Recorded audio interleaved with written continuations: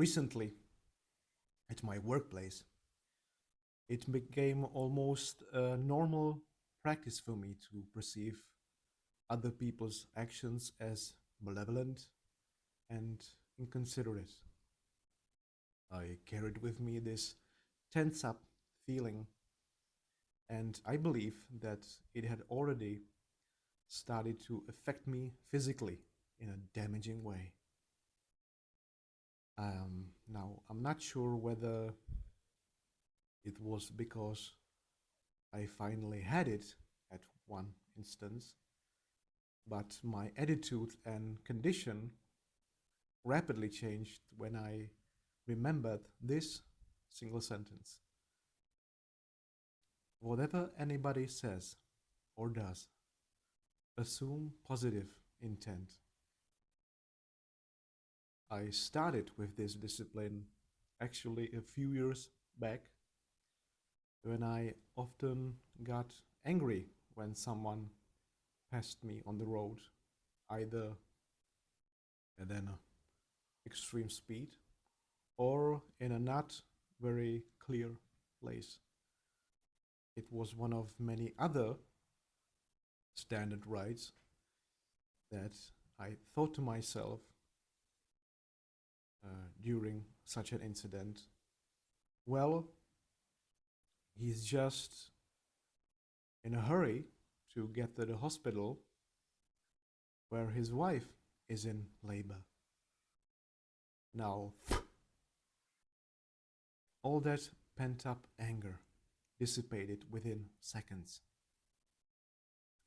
I know it may sound like a silly example, but it was something that I could continue to build upon, not just behind the wheel, but also in my daily interactions with other people at work and many other instances.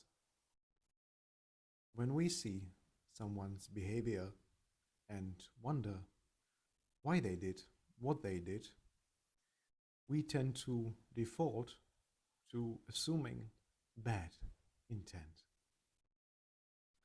Here are some of the ideas expressed either by other people or by myself to possibly help us shift to a more stress free headspace. Their behavior made sense to them in the moment, even if it makes no sense to us or we disagree with it. There are many possible reasons that led them to that behavior, not just the one we are immediately assuming. What if we then suspend judgment and ask ourselves, what are the possible reasons why they responded this way? Remember, we don't know, so we are brainstorming for plausible reasons for their behavior. Let's not forget that after this exercise, we still don't know why they did whatever they did or said whatever they said. But now we realize that there are multiple options, and now we can choose our assumption, including to assume the positive. Situations easily arise in everyday living in which two people view the same event differently, and the truth is by no means obvious. Gray areas abound. Memory is imperfect, and we all see things through the lens of our own experience. In such instances, if we can't satisfactorily come to a meeting of the minds about what really transpired, assuming positive intent and agreeing to move on can be a constructive decision. Is it a perfect outcome? No, but in some instances, it can be a simple, reasonable, workable one. A positive way forward when other ways don't feel at all clear. This will take some serious work. On multiple occasions, as I have already mentioned earlier, I have assumed the worst of people and gotten frustrated only to learn later that the other party did not intend what I assumed they intended. I had thought that people were calling me names and slandering me, only to find that I misunderstood some slang phrase. I had thought that people were angry when they were actually in pain or frustrated by an event that had nothing to do with me. Rather than assume that someone intends to harm me, I'm learning to first assume that I misunderstood. I assume that they meant something other than what I heard, or that they are struggling to communicate their thoughts and feelings. By assuming the positive, I have found that I feel less stress, less frustration, and less irritation with others. Because I feel less stress, I am better able to work to understand their perspective without feeling compelled to force my perspective on them. When we assume positive intent, we have greater control over our emotional response, and we retain the power to control what we can control, ourselves. Hold on there, pal. You really think that there are no people who do mean us harm? Granted, there are some people who really do have ill intent, and that opens up a whole different sort of discussion. Many people have found, though, that starting with the presumption of positive intent, we are more often right about them than we are wrong.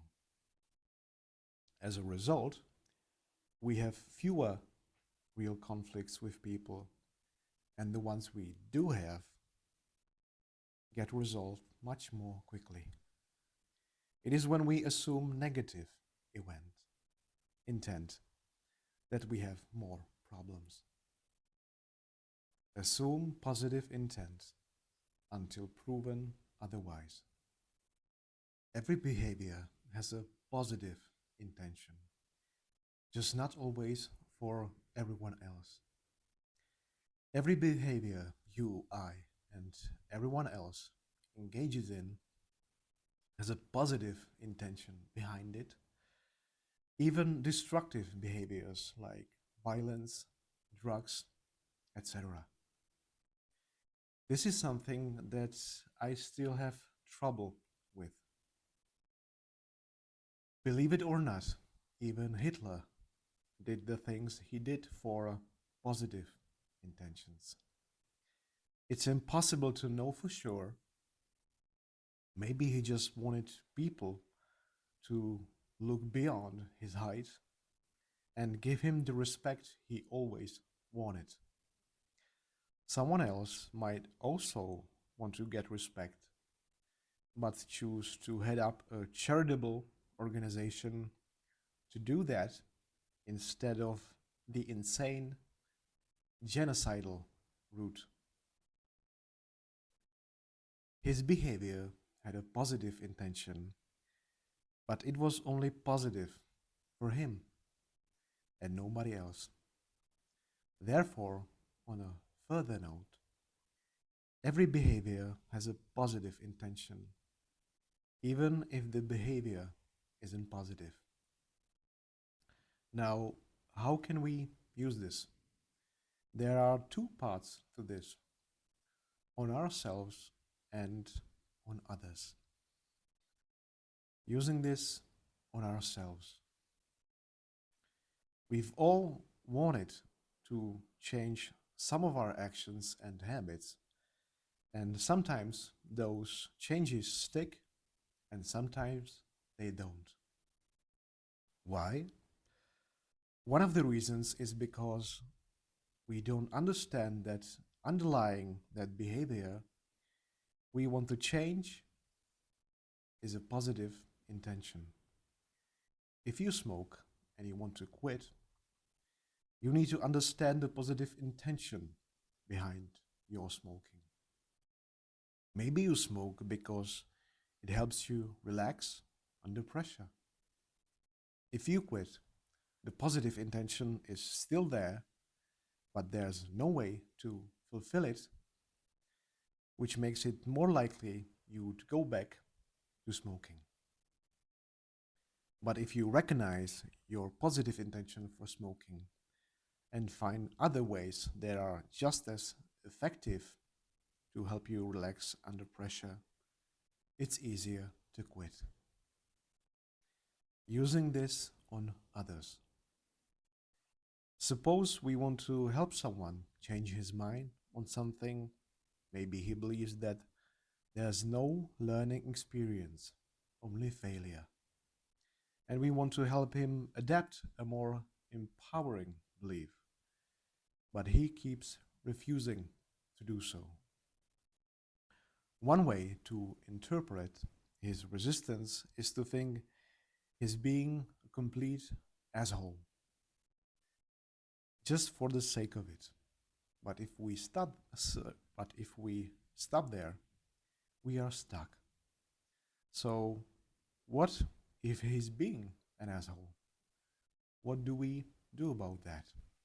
But if we can recognize that there is a positive intention behind his resistance, our idea, ergo, maybe he wants to remain true to his ideals, then we gain more understanding and awareness, and we are more empowered to work around his resistance by coming up with a way for both of us to satisfy our positive intentions, creating a win-win situation.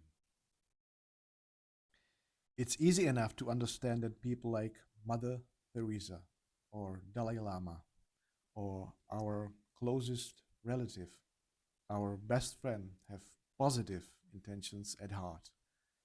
When they do something, even if it's something that we don't agree with. But what about those terrorists who flew those planes at the World Trade Center?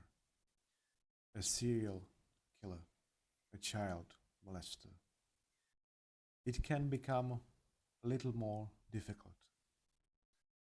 There are so many times when we need to step back. Instead of complaining, blaming, and assuming the worst, let's pause and reflect. Positivity is a boomerang. The more we put it out there, the more it comes back to us. This has been said by Mr. John Garden. Nobody does dumb stuff on purpose. Whatever their action, they believe they are doing the best they can at the time. Here is an article that I found amusing and related to this topic. The Best Advice I Ever Got by Indra Noji. My father was an absolutely wonderful human being. From him, I learned to always assume positive intent. Whatever anybody says or does, assume positive intent. You will be amazed at how your whole approach to a person or problem becomes very different. When you assume negative intent, you are angry. If you take away that anger and assume positive intent, you will be amazed.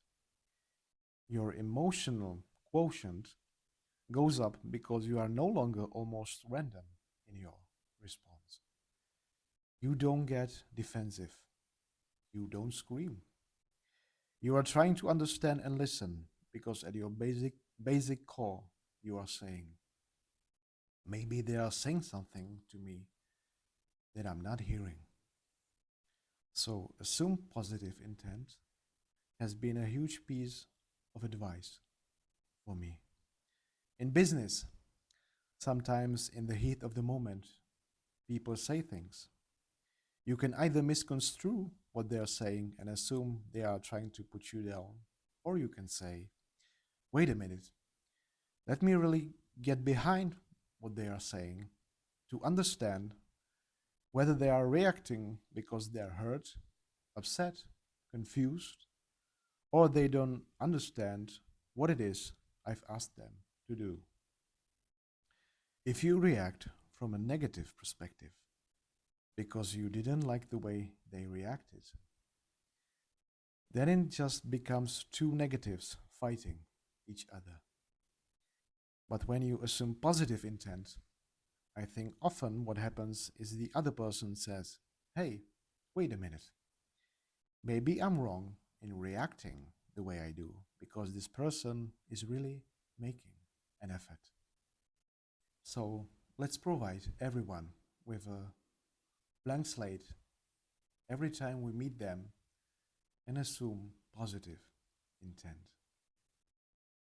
See the best in people and watch how they fight to prove you right. By Skip Pritchard. That's all I got for today. If you like this video, you probably know what to do. Give it a thumbs up, comment down below, perhaps what were some of your instances where you let the bad intent get the better of you.